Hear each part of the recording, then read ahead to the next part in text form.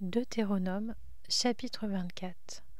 Lorsqu'un homme a pris et épousé une femme qui viendrait à ne pas trouver grâce à ses yeux, parce qu'il a découvert en elle quelque chose de honteux, il écrit pour elle une lettre de divorce, et après la lui avoir remise, la renvoie de chez lui.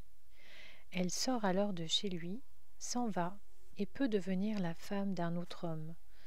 Supposons que ce dernier homme la prenne en haine, écrive pour elle une lettre de divorce, et après la lui avoir remise, la renvoie de chez lui, ou bien que le dernier homme qui l'a prise pour femme vienne à mourir.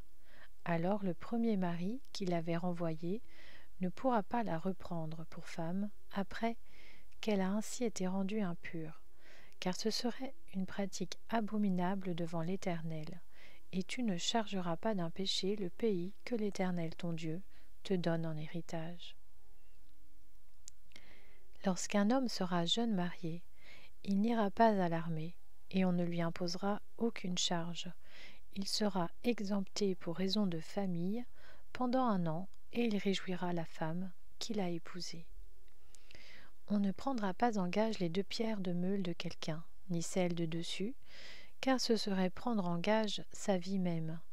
Si l'on trouve un homme qui a kidnappé l'un de ses frères, l'un des Israélites, et a fait de lui son esclave, ou l'a vendu, ce ravisseur sera puni de mort. Tu extirperas ainsi le mal du milieu de toi. Fais attention à la plaie de lèpre, afin de bien respecter et de faire tout ce que vous enseigneront les prêtres, les Lévites. Vous veillerez à agir d'après les ordres que je leur ai donnés. Souviens-toi de ce que l'Éternel, ton Dieu, a fait à Myriam sur le chemin de votre sortie d'Égypte. Si tu fais à ton prochain un prêt, quel qu'il soit, tu n'entreras pas dans sa maison pour t'emparer de son gage. Tu resteras dehors, et celui à qui tu fais le prêt t'apportera le gage dehors. Si cet homme est pauvre, tu ne te coucheras pas en retenant son gage. Tu le lui rendras au coucher du soleil, afin qu'il puisse se coucher dans son vêtement et qu'il te bénisse. Cela te sera compté comme justice devant l'Éternel, ton Dieu. Tu n'exploiteras pas le salarié qui vit dans la misère et la pauvreté, qu'il soit l'un de tes frères ou l'un des étrangers en séjour dans ton pays, dans ta ville. Tu lui donneras le salaire de sa journée, avant le coucher du soleil, car il est pauvre et il lui tarde de le recevoir. Sinon, il crierait à l'Éternel contre toi, et tu te chargerais d'un péché. On ne fera pas mourir les pères à la place des enfants, ni les enfants à la place des pères. On fera mourir chacun pour son péché. Tu ne porteras pas atteinte aux droits de l'étranger et de l'orphelin, et tu ne prendras pas en gage le vêtement d'une veuve.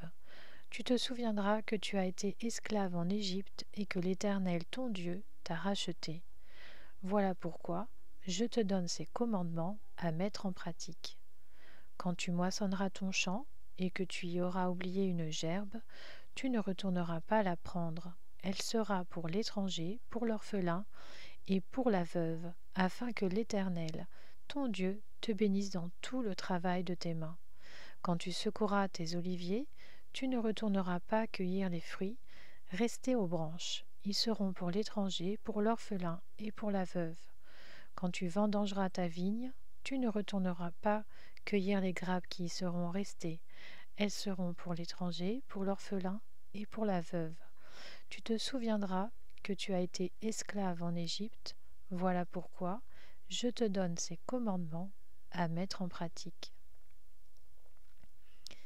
Deutéronome, chapitre 25. Lorsque des hommes qui ont un différend se présenteront en justice pour être jugés, on acquittera l'innocent et l'on condamnera le coupable.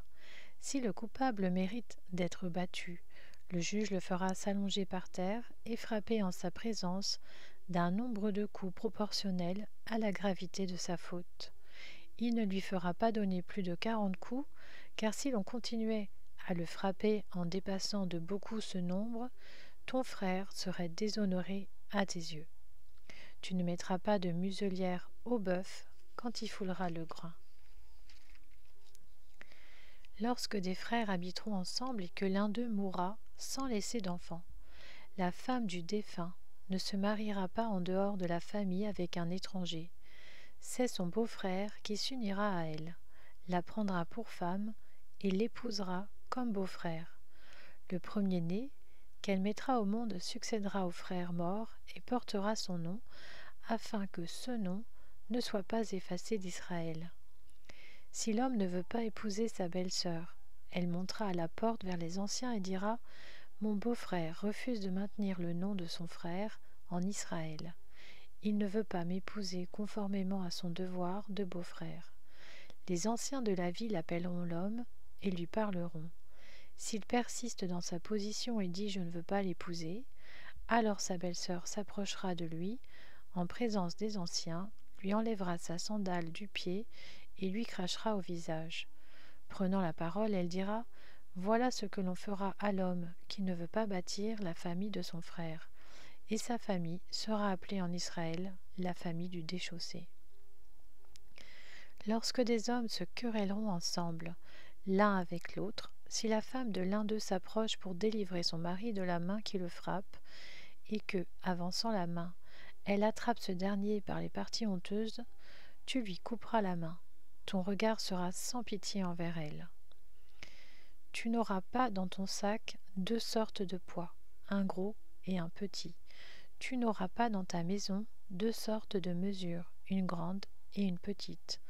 Tu auras un poids exact et juste et une mesure exacte et juste, afin de vivre longtemps sur le territoire que l'Éternel ton Dieu te donne. En effet, celui qui agit de cette manière, qui commet une injustice, est en horreur à l'Éternel ton Dieu.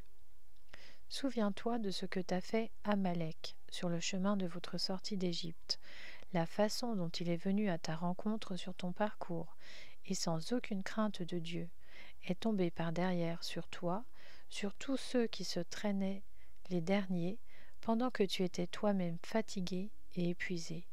Lorsque l'Éternel ton Dieu t'aura délivré de tous les ennemis qui t'entourent, et t'accordera du repos dans le pays qu'il te donne en héritage et en propriété, tu effaceras le souvenir d'Amalek de dessous le ciel. Ne l'oublie pas. Deutéronome, chapitre 26. Lorsque tu seras entré dans le pays que l'Éternel ton Dieu te donne en héritage, lorsque tu le posséderas et y seras installé, tu prendras les premiers de tous les produits que tu retireras du sol dans le pays que l'Éternel ton Dieu te donne. Tu les mettras dans une corbeille, et tu iras à l'endroit que l'Éternel ton Dieu choisira pour y faire résider son nom. Tu te présenteras au prêtre, alors en fonction, et tu lui diras : Je déclare aujourd'hui à l'Éternel ton Dieu que je suis entré dans le pays que l'Éternel a juré à nos ancêtres de nous donner. Le prêtre prendra la corbeille de ta main et la déposera devant l'autel de l'Éternel ton Dieu. Tu prendras encore la parole et tu diras devant l'Éternel ton Dieu : Mon ancêtre était un Araméen nomade. Il est descendu en Égypte avec peu de personnes, et il y a habité. Là, il est devenu une nation grande, puissante et nombreuse. Les Égyptiens nous ont maltraités et opprimés, et ils nous ont soumis à un dur esclavage. Nous avons crié à l'Éternel, le Dieu de nos ancêtres. L'Éternel a entendu notre voix et a vu l'oppression que nous subissions, notre peine et notre misère. Alors l'Éternel nous a fait sortir d'Égypte avec puissance et force, avec des actes terrifiants, avec des signes et des miracles. Il nous a conduits ici et il nous a donné ce pays. C'est un pays où coule le lait et le miel. Maintenant, voici que j'apporte les premiers produits du sol que tu m'as donnés, Éternel. Tu les déposeras devant l'Éternel ton Dieu, et tu adoreras l'Éternel ton Dieu. Puis tu te réjouiras avec le Lévite et l'étranger en séjour chez toi pour tous les biens que l'Éternel ton Dieu t'a donnés à toi et ta famille.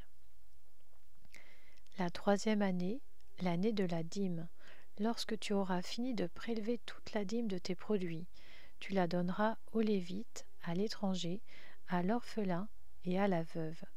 Ils mangeront à satiété dans ta ville. Tu diras devant l'Éternel ton Dieu, j'ai enlevé de ma maison ce qui est consacré, et je l'ai donné aux Lévites, à l'étranger, à l'orphelin et à la veuve, conformément à tous les ordres que tu m'as prescrits. Je n'ai transgressé ni oublié aucun de tes commandements. Je n'ai rien mangé de tout cela quand j'étais en deuil.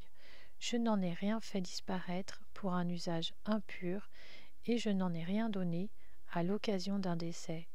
J'ai obéi à l'Éternel mon Dieu, j'ai agi conformément à tout ce que tu m'as ordonné. Regarde, depuis ta demeure sainte, depuis le ciel, et bénis ton peuple Israël et le territoire que tu nous as donné, comme tu l'avais juré à nos ancêtres, ce pays où coule le lait et le miel. Aujourd'hui, l'Éternel ton Dieu t'ordonne de mettre en pratique ses prescriptions et ses règles.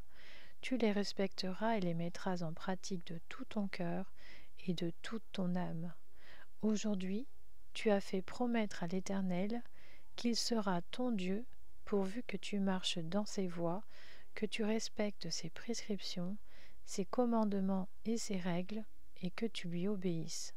Et aujourd'hui, l'Éternel t'a fait promettre que tu seras un peuple qui lui appartiendra, comme il te l'a dit, et que tu respecteras tous ses commandements, afin qu'il te donne la supériorité en gloire, en réputation et en honneur sur toutes les nations qu'il a créées, et afin que tu sois un peuple saint pour l'Éternel, ton Dieu, comme il te l'a dit.